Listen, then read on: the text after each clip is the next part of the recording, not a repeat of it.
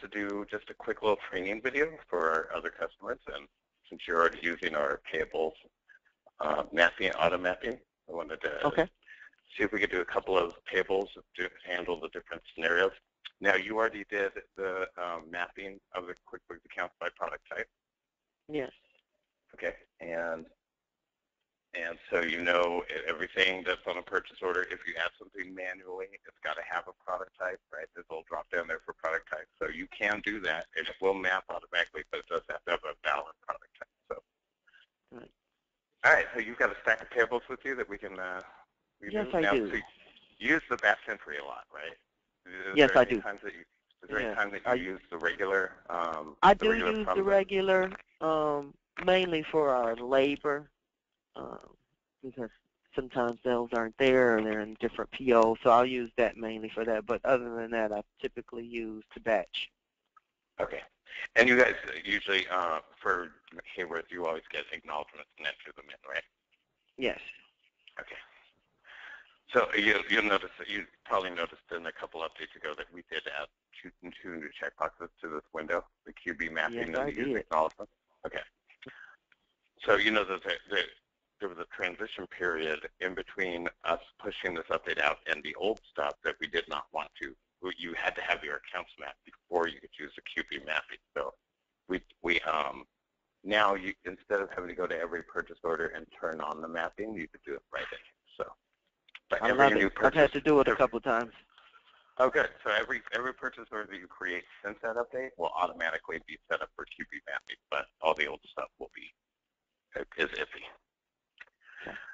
Okay, so you pulled up an acknowledgement or a purchase order, and this looks like it's.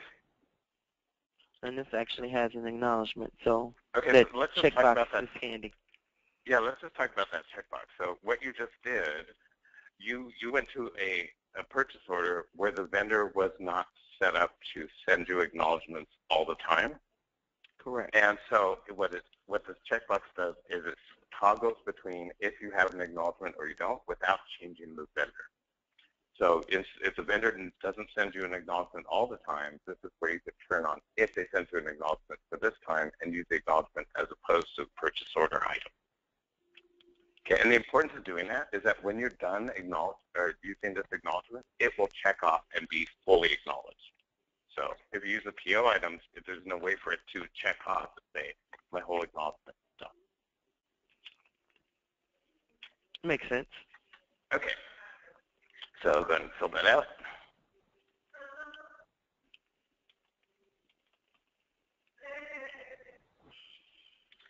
And can I ask you a question while we're doing this? Sure.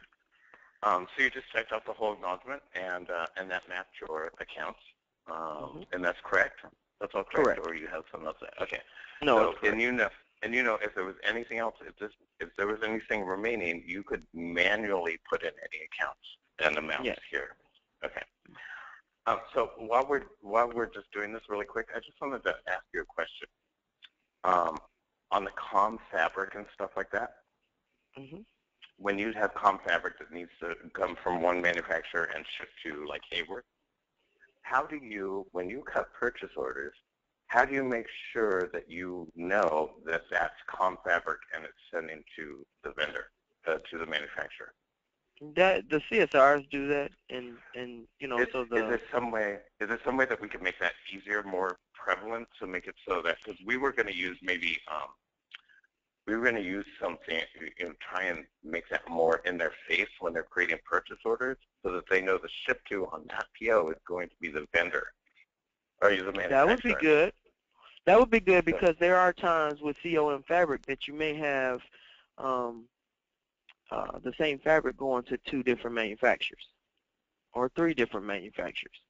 So we typically will have to break it out and say, okay, we want this many yards to go to Krug, we want this many yards to go to that manufacturer, et cetera, et cetera. So what if we did, I mean, I'm thinking we'll have to do something in the bill of materials. Okay, so that it's, when you go to create purchase orders, it brings it to your attention that if this fabric is going to ship to, you know what I'm saying? So we'll probably add a new field into the BOM to make that more, in your face, I guess. Okay. And then that way, when they go to cut the POs, then it'll say there's stuff that has to go to, this fabric has to go to different places, right?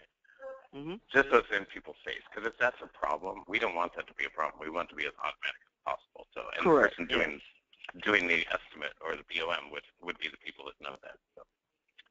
Okay, sorry, let's go ahead. Okay, so the next one I have, so in the batch entry, you're putting in the PO number, right, or the job number, and then yeah, looking up the PO. Okay. Well, I actually do the PO number, yes. Okay, so this actually doesn't have anything on it. Right, so therefore we know it's selected for use acknowledgments. I need to change okay, so it was set to use. So the vendor was set to use acknowledgments, but this one did not have an acknowledgment. So you uncheck that, and you get the PO items instead. Correct. Okay.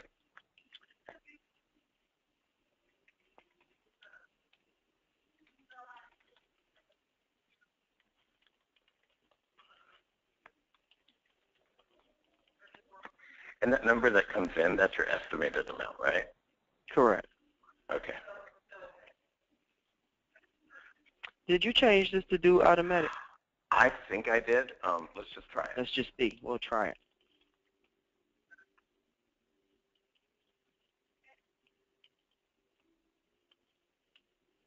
Yep. It did? Okay, good. Yep. All right, yeah, it does fill it out, yeah.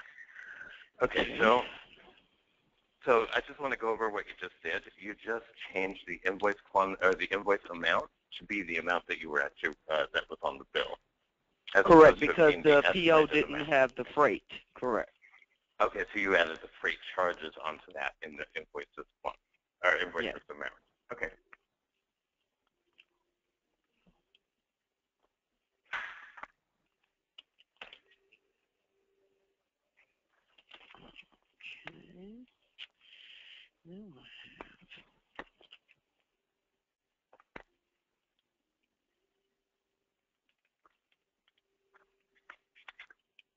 So now, since we put those checkboxes in, you're not having to go into any POs specifically and change anything, or? Correct. Okay, good. Which is, that's good. It's a good time saver. Yeah.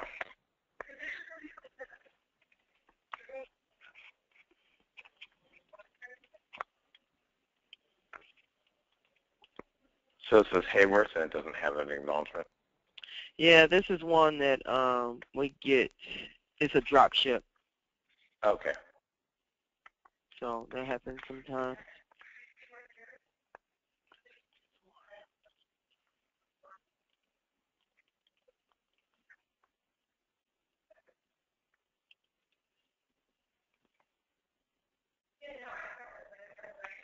Okay, well, that's pretty fast. Mm-hmm. I'm not sure that everybody's taking advantage of the batch entry, so this will be nice for, and there's nothing you can't do in the batch entry, right? Except for... Right. Right. In fact, I can't think of any that you can't do, right? Yeah, it's very nice. Okay. Uncheck the acknowledgments. This is the same order, so it should just be my balance. 29.16.12. Okay, so when you have a balance that you just, and you've already done that item, so you got two bills for the same item, only different amounts? Correct. Different quantities. Oh, perfect. Okay. So it just took the balance, what was less, and applied that. Right. Oh, good.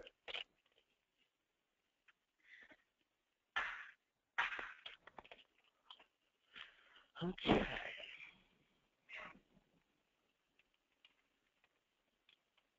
And the width, so it's mapping out your width appropriately, and. Yeah, so far. Okay. I haven't had any problems. There has been a couple that I found that the wrong product type was on the part. The wrong product type was used, or the wrong part was used, so it gave the wrong product type initially. Yeah, so and I've let's talk about that. Yeah, let's talk about that. So what would you do if you saw the wrong account coming up because the wrong product type was used? What would you do? 25695. Because I think a lot of people to the view purchase order. I think what a lot of people will end up doing is just changing it right here in the screen, which you can do, change the account to the right account, but that doesn't solve the problem. That only skips the problem right now. Right. So I go into the view purchase order and go into the line, and then under product type here, now I'm going to go and look for my rows, install product type. Okay. Actually, that'll solve it for this one, but that part itself is actually mapped to actually has the wrong product type on it itself. You right, which means they used the wrong, initially. So because if we have, go ahead. If we took this labor, so you're saying you have multiple labor parts, and that was a correct product type. They just used the wrong labor part. Right. Okay, because if not, you'd want to change your labor part to have the right product type. So it actually, right. No. Yeah, we have multiple. So they just picked the wrong one. Okay. Because we had a labor that was for our house, which is what they used here, which is why it came up with the area. Oh, okay. Okay. Makes sense? Yep, so this was totally appropriate to change in the purchase order, not in the master part list. Right. Okay, good. Right. And then I'm going one thing I think that's been kind of confusing to people is that this account still comes up when you enter the vendor, or when you actually choose the purchase order. Mm-hmm. And I just want to clarify that this is our old way of doing things, right? This is what's setting the width and the default AP account on the vendor. But now that we switched over this automatically happens without that. But this is in case you have to manually map something. Correct.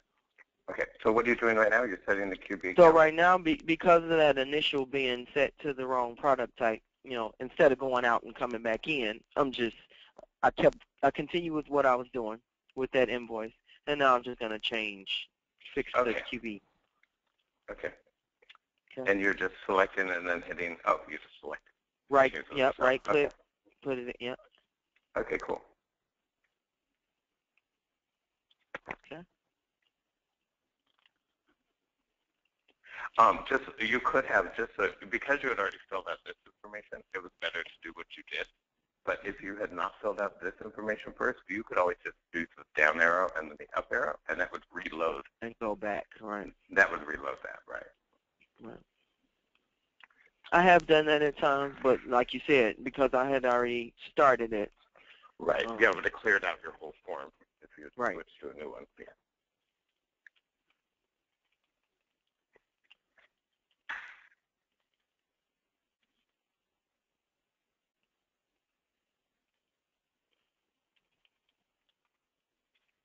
Is there anything you can think of as you're using this that could make it easier, or?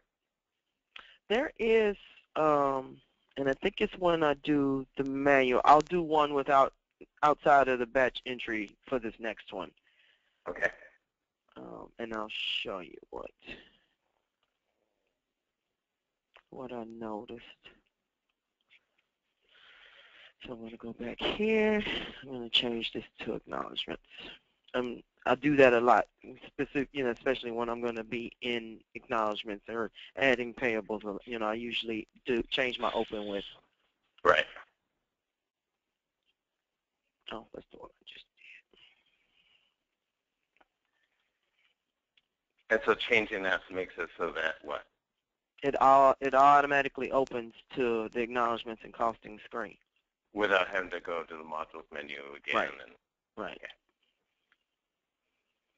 Okay, so when I do these, 1241, 25737, and I'm a tabber. So with this, it doesn't just highlight. So if I start entering that dollar amount, that zero is still there. Okay, I'm going to make myself a note about that. That's a setting on the text box that I can change. Yeah, whether either highlights or... Right. Amount. So this one apparently, the QB mapping must be an older one. Okay. So okay, check good. that. Okay. And then get my... Okay, so amount on vendor invoice window is not selecting text and tabbed into. We'll take care of that right away. Okay. Okay. That's really the only. And it does it correctly on the batch entry, or? Yes, it does. Well, because the batch entry, it gives you the dollar amount already. Oh, right. So if it's okay. Okay. Yeah, we'll take care of that right away. Okay. All right. Well, I think that is enough that we can record and put up there. Okay. So I appreciate your time, and I'm like I said, if you come across anything else like that, especially that's annoying, just let us know, and we'll take care of it. And if you think of a better way or anything better that we can do, especially like I said with that COM fabric, we'll try and figure out a way on the BOM. Okay. To put that on there.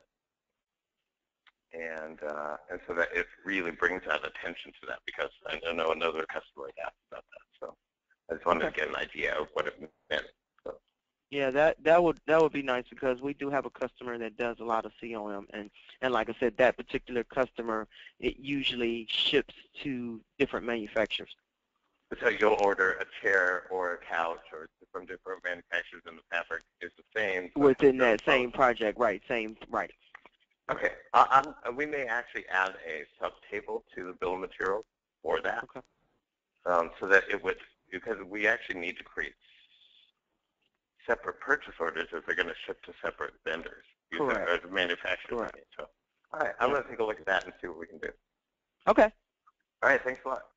Thank you. Have a great day. You too. Bye-bye.